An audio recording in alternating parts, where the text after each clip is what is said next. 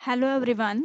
In this session, I will cover the K nearest neighbor classification technique. As you know, there are different categories of machine learning technique or data mining technique, supervised learning technique, unsupervised learning technique, and reinforcement learning technique.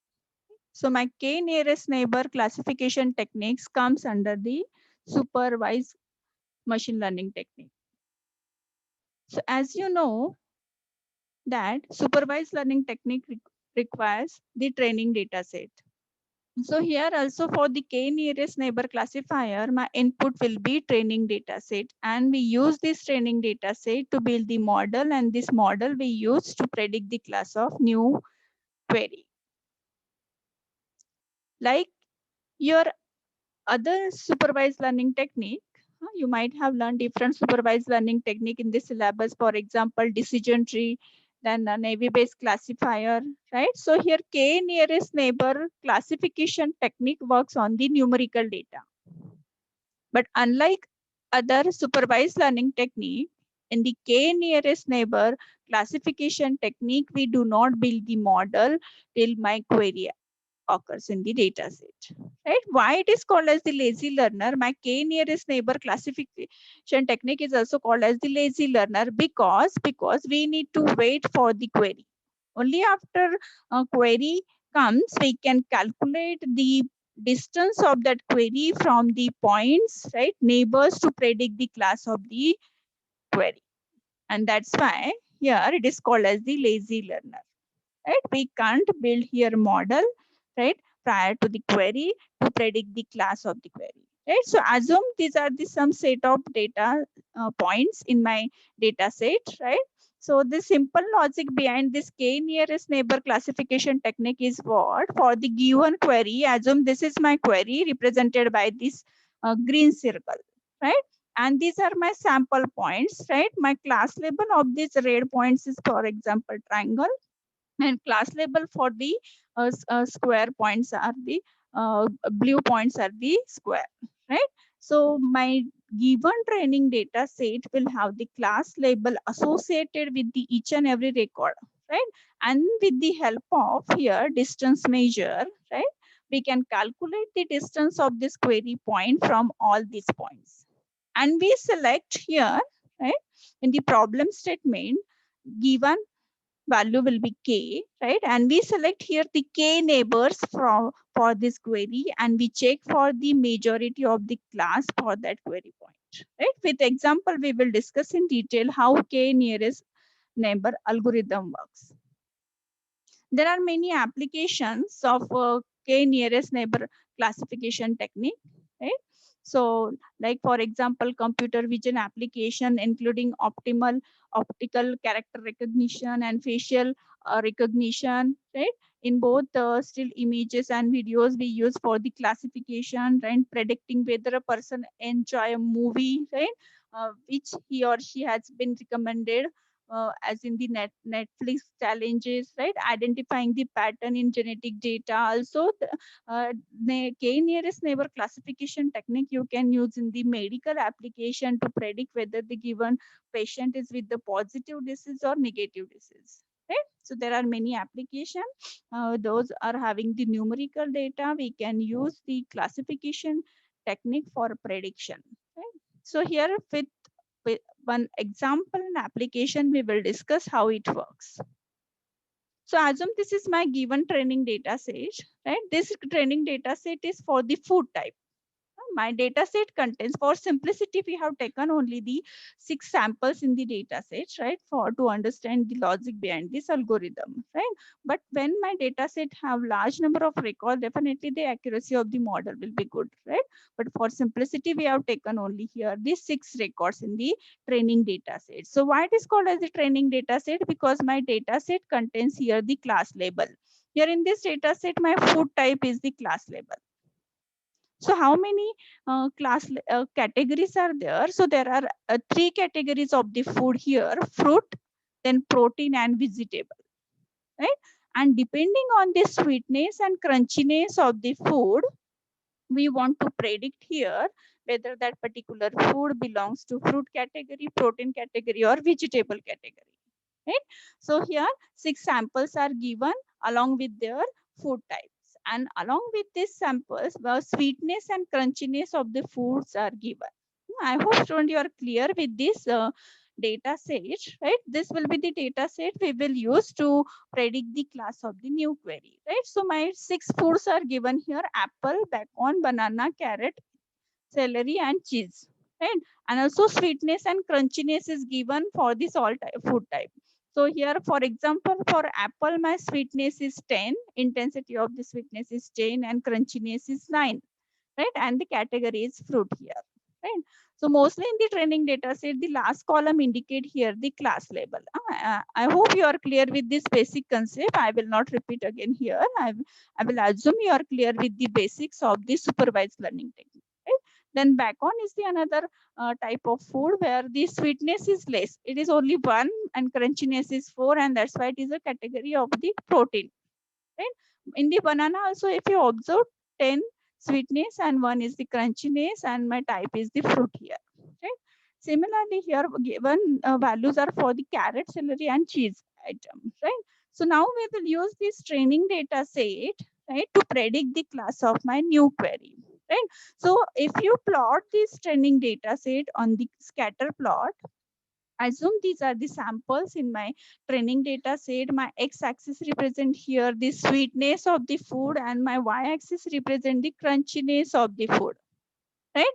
And these samples are not given only with their sweetness and crunchiness value along, but also it is given with the class label, right? So if you observe here, all these 5 items, right, belongs to the vegetable category, and it is given in the training data set itself. For your understanding, we are representing this table data set in the form of scatter plot here, right? Then here, if you observe, these 5 fruits are given here with this fruit category, right? And these 5 items are given here with the protein category. So if you just observe these values, right, sweetness and crunchiness of each and every item here. So for protein, sweetness and crunchiness is less as compared to the vegetables and fruit category. Similarly, if you observe here for vegetables, sweetness and crunchiness is higher as compared to the protein and fruit category.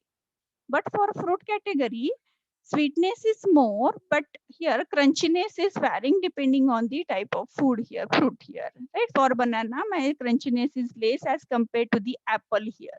If you see, apple is having more sweetness also and more crunchiness also as compared to the banana, right? So these are the different sample points, right, in the training data set. Those we have plotted on the scatter plot, right? Now we will discuss with this graphical representation itself how my KNN algorithm works. So assume now my given query is the tomato. If you observe my training data set does not contain tomato fruit, right? Mean tomato item. Right now, my objective is of this problem is what I want to predict whether this tomato belongs to protein category, vegetable category, or fruit category. Right? In the given problem statement, what will be the given sweetness and crunchiness of the tomato will be given, and based on this sweetness and crunchiness, I want to predict this tomato belongs to which category, right? Either vegetable, protein, or fruits. Right? So how my KNN algorithm works in the problem statement, my value of K will be given as a part of the developer of your application. It will be your role to find the best value of K. That is part of actually optimization. Right? So that is not that is beyond our syllabus. Only just you can remember, as a part of the developer of the application, it will be your role to find out the best value of K, which will give you the better accuracy. But here in the problem statement, value of K will be given. For this example, my value of K is 4. Right? And how my KNN algorithm work? The logic is very, very simple. Here, you find the distance of this query point, for all the sample points given in the data set. Right?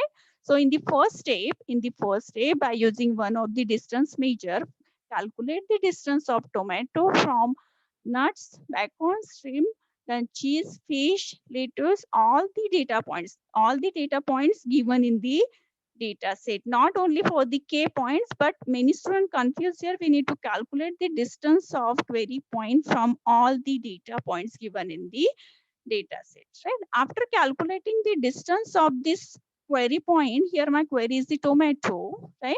We rank these distances in the descending order, right? We rank this distance in the ascending order. So definitely the topmost item or neighboring item will be the closest item to the query point, right? So first step is calculate the distance of query point from all the data points in the data set. Then second step is what? Rank these distances in the ascending order, right? Rank these distances in the ascending order, right? And select only top K. And select only top K distances. Why top K distances? Because this top K will be the nearest neighbors of this query point. Only select the top K. Here for this example, for the tomato, if you observe orange, grape, then green bean and nuts, these are the top K neighbors. Those are more closer to the tomato here, right? So after finding the top K neighbors of this query point, right, we check the majority of the class label.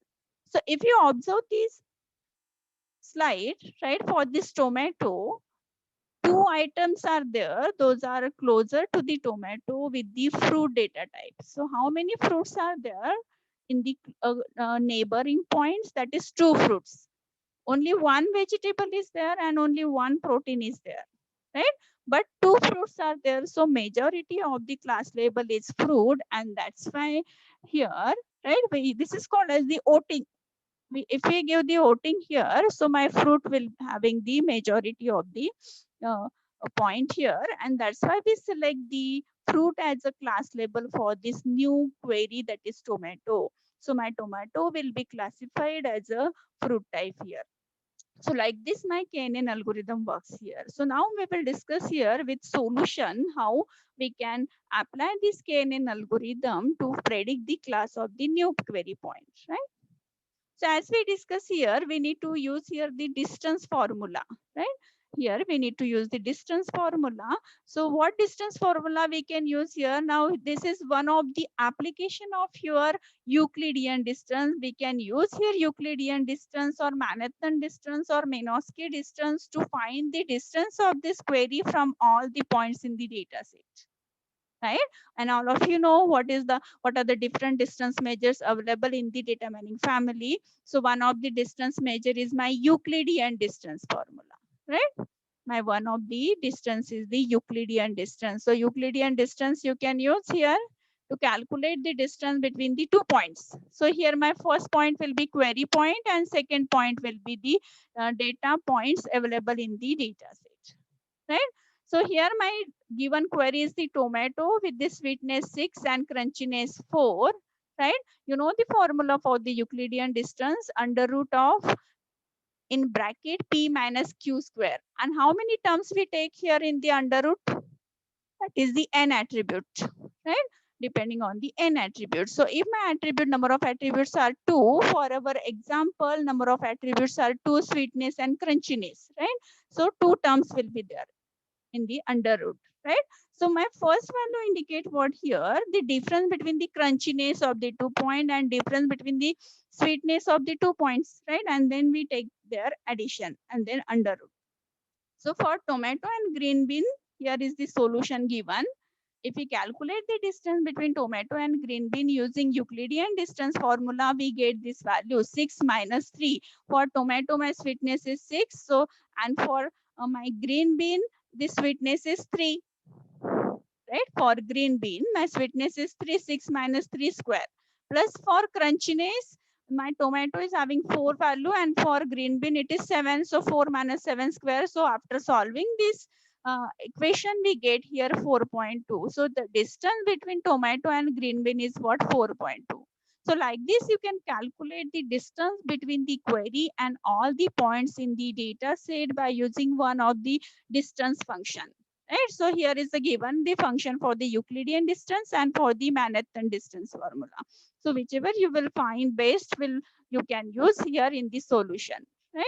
So here in the survey also you can find out which algorithm, which equation distance equation is giving you the less time and best accuracy, right?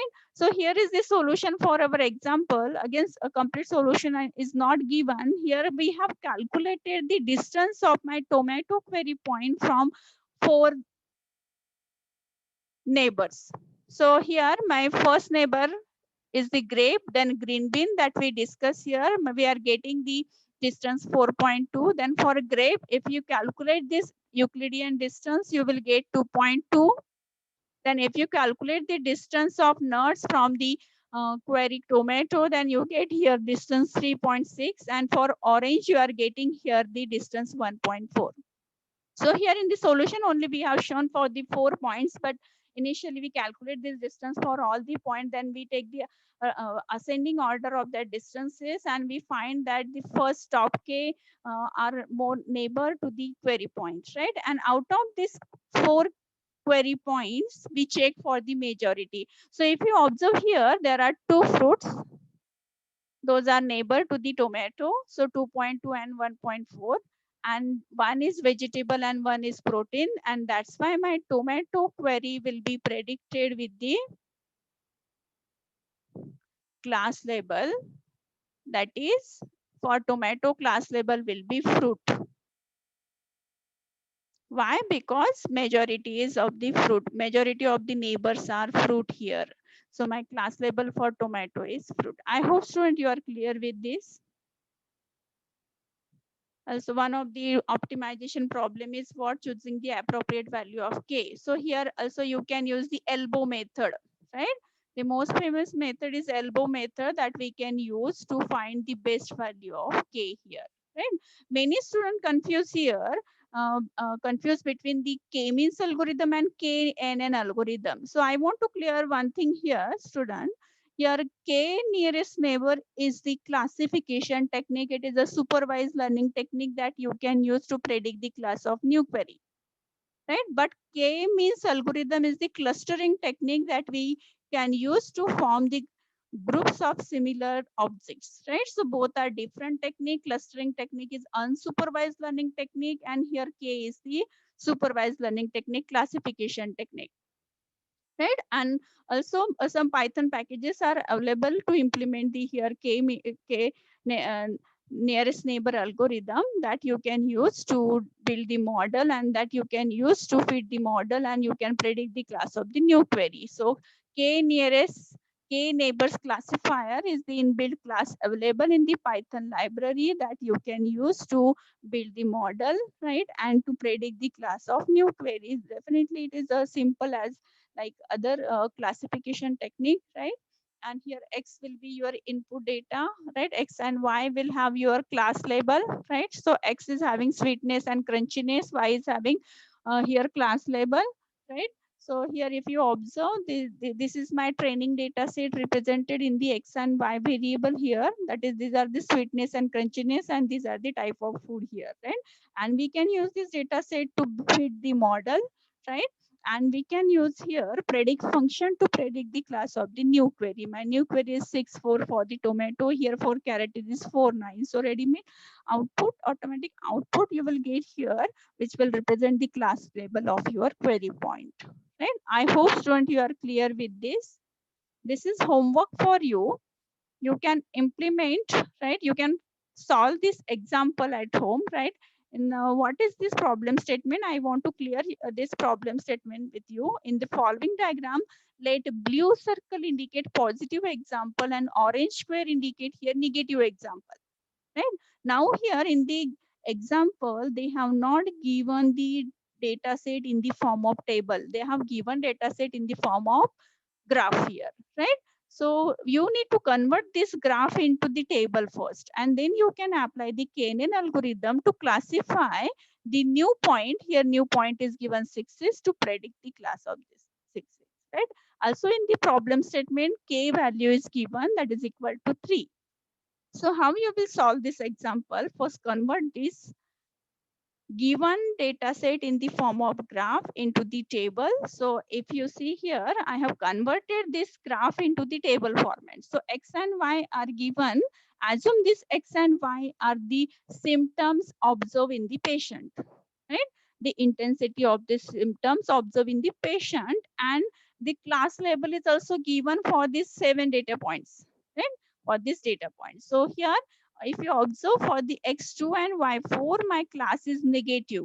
For X4 and Y6, my class is negative again, right? But for 4, it is positive, right? So this is my training data set given. Now using KNN algorithm, you need to find out the class label of the new query point, that is X equal to 6 and Y equal to 6, right?